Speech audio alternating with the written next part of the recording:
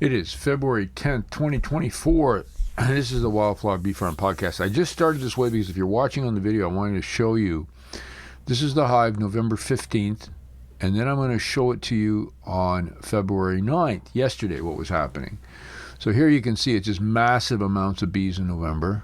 And when we get to yesterday, now this podcast really is strange because we're talking about temperatures close to 70 degrees Fahrenheit yesterday, in February in Canada, where it's usually minus many degrees.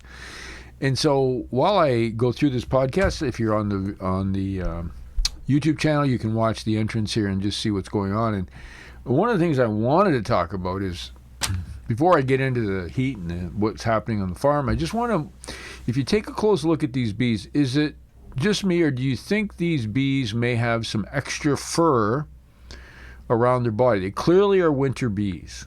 Okay, so this is the fun part. We know they're winter bees.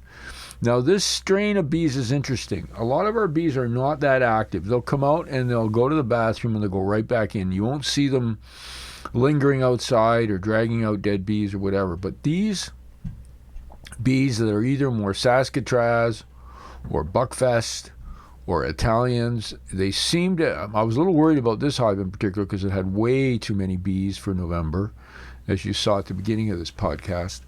And also because they just, I don't know, there's just something about them that worried me. But you can see here they're going out and they're bringing in water. They're doing something because they've already had cleansing flights. It's been warm off and on for days here. So, but look at the fur. I want you to just check the fur. When you see them sort of going out, there's one coming out, and it just seems like there's a lot more fur and hair on these bees. I call it fur, it's probably hair, than we see in traditional bees. And I think that's all part of the process. Now, the other day, and you're going to see one of these if you follow me on Instagram, where I have a number of edited examples of bees carrying out other dead bees and the different strategies they use, because it is part of the task of what they do and the amount of energy they use to do that. Now, there was a bee that came and went. It was just pure light brown, beautiful bee, but I think more of a Saskatraz.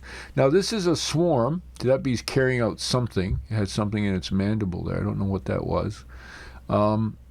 This hive is a split from a swarm hive. The swarm hive had survived for 2 winters, and this was a split from that hive last year. It's an 8 frame. Oh, there's one coming out. There's a body coming out by one bee. And we call this my dad's hive because it was a hive that he used. I have no idea why the nail is sitting there, but we just left it the way it was, and there's so much propolis inside this hive. On the outside, you can see it right near the entrance there. Don't know why he put that piece of metal there. Obviously, it's an entrance reducer to the reducer. So anyway, we've got this hive going. So first question, do you think there's more fur or hair on the bees than you would normally see? And I couldn't find a lot of great science on this, on the different structure, because most of the science says that the winter bees look just like the regular bees. And when I look at these, I wonder, has there been an adaptation? Because these bees have survived. Their genetics have survived 2 winters without treatment and any feeding. And this is an 8 frame. There, he just took out something there. That bee, she just took something out. So anyway, that's something to think about. The temperature change yesterday was a record, right around 70 degrees Celsius.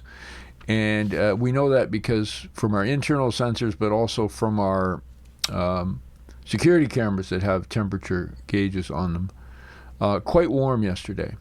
And I tried to find science for you today about what happens to honeybees in the winter in a climate like ours when we have these temperature boosts. But of course, because it was a record yesterday, there's not a lot written about it. I'm not sure. The only thing we know for sure is that they'll use less energy because they don't have to use it to keep warm. So that's exciting. I don't know if it speeds up the laying process for the queens. This strain of bees always worries me because they seem to be way too advanced for the time of year. There you see a bee pulling out another bee. And they've been doing this off and on in the warm, this in the other hives. So, the strains that have more carnies in them.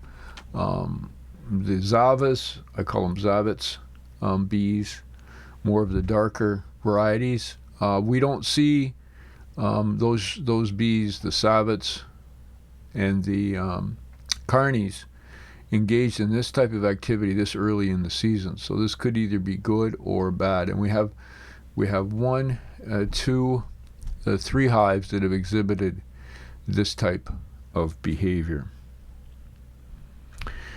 So, like most of you, if you're a beekeeper, we're really focused on planning what we're going to do in the next months. And one of the thoughts is, what do we split? What do we not split?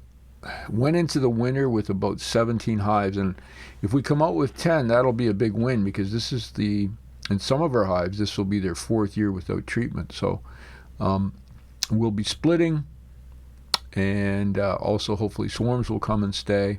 Going to have to do a lot of cleanup. We probably have 20 empty hives out there, some that do not have mouse guards, so there's going to be mice, of course, and that takes a bit of work, but we will get to. Now there's a bee just came out with something in its mandible. I don't know what that was. Maybe you can sort of have an idea of what they're pulling out of this hive. So the other thought is, do we go with two boxes or one, or nukes? And it's really hard to know. Bees traditionally don't want a large space. It makes them more vulnerable. I think one mistake I did on the Warre hives is I did not put on entrance reducers, and they got robbed. Or, in the one case, they simply went elsewhere. Particularly, the mistake was having them too close to the border where sprays are being used, Roundup and neonicotinoids. So we're going to be moving everything inside the belly of our farm, if you will. We're creating a new pathway through the forest, which will give us an opportunity to set up hives well away from any farming. At least the hives will be. The bees will still be exposed, but the actual hives themselves will not be, and we'll see if that makes a difference and helps them as well.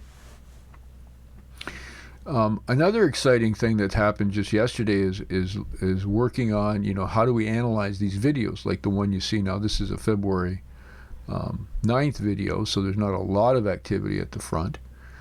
But I'm working with an AI expert, and yesterday I downloaded 10 different 2-minute video clips of the bees, and he will be using his analysis, and I'll keep you posted on it. Our goal is to create an app where you can take a iPhone video of the entrance of your hive, download it, and it will tell you the health of your hive based on parameters and visual analysis and artificial intelligence analysis of your bees.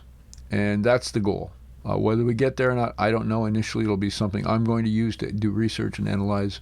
But my goal is to have it up probably in a year. That's the long-term goal. And it'll be a service to the community. It'll be we're going to figure it out so that we can do it at almost no cost to anyone, so that we can continue to build the database and the research on how to help bees depending on where you may be living.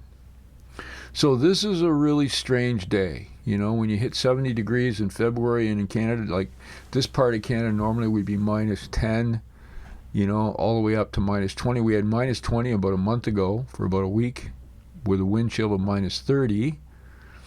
But now that's not the case. So we'll see how long this will last. I'm Hank for the Wildflower Bee Farm. You have an amazing day, and we'll talk soon.